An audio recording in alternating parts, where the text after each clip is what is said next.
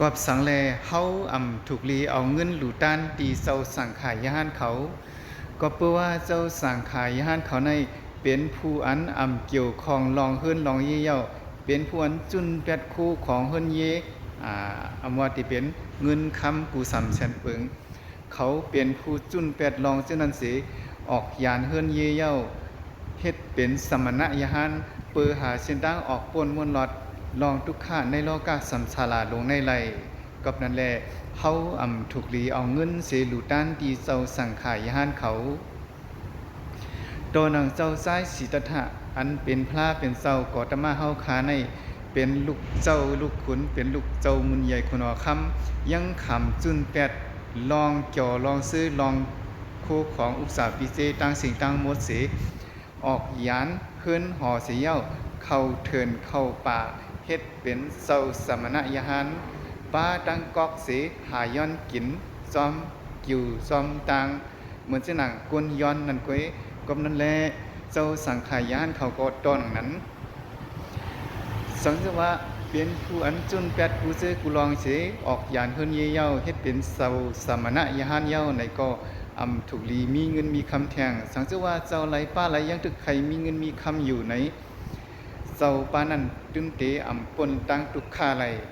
และเจ้าป้านั้นก็เปิงกันสั่งตั้งกวนเฮิรนสังว่าเฮาเอาเงินเสดูด้านที่เจ้าสังขายานก็ในถึงเหมือนกันตั้งเฮาอีให้เขาเจ้านั้นตกงะลายกอบลองสั่งลากอบลองว่าเจ้าสังขายานเขาในเพราะว่าเขามีเงินในก็ปองว่าเขานั้นมีกิเลสเพราะเขามีกิเลสในก็ปองว่าเขาเต็บขัดเป็นรองกิเลสมือเขาเต็บขัดเป็นรองกิเลสก็มีวันเตหลุดพ้นในโลกาสัมสาราลงในไหลเพราะว่าเขาเจ้าหลุดพ้นตั้งทุกข้าในโลกาสัมสาราลงในไหลในก็เปิงกันสั่งตั้งกวนเฮือนจึงหลังสู่เก่าเฮาหาตั้งเสียงในถ้าเป็นเจ้าสั่งสอนไว้ว่าเงินและคำในเป็นเพเขียนอันให้ซาหลวงตันตาเจ้าสังขายยานเขากอบนั้นแลสู่เก่าเฮาหาตั้งหลายถูกลีเอาเงินและคำลูด้านตีเจ้าสังขายานเขาลองตั้งสิ่งตั้งหมดอันคาลาดอยู่ในค่าเลยหามให้พี่น้องเขาลูด้านเงินหรือคำตีเจ้าสังขายานเขาค่ะเนาะค่ากล้วยลัดว่าถูกลีลูด้าน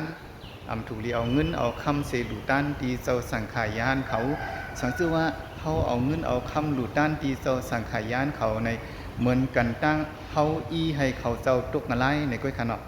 อันนี้ก็ย้อนให้พี่น้องเขาฟังเจอเขาที่หลูก็ดูไล่เขาที่ต้านในก็ต้านเลยค่ะเนาะจ้อมหนังเจตนาของไผของมันค่ะก้อยกาสังว่าเจ้าสังขายานเจ้าไรป้าไรมีเงินมีคำกว่าไหนถึงมันผิดธรรมวินัยของ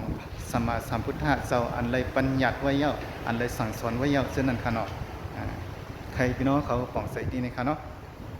เรื่องสุดในย้อนผักว่าพาเตลูก็รู้เลยพาดิต้านก็ต้านอะไรค่ะเนาะก้อยกา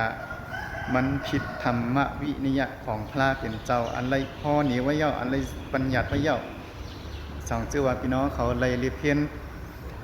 ก้อมสอนของพระเป็นเจ้าอันมีอยู่ในปัปปิตกัสในธรรมวินิยะอันพระเป็นเจ้าไรปัญญัติไว้เช่นในเตหุลีว่าเจ้าสังขายานเขาถูกลีเกี่ยวข้องลองเงินลองค้ำในขนมอันนี้ก็ย้อนสับเรียงปันพี่น้องเขากันได้ก่อนค่ะในสุขา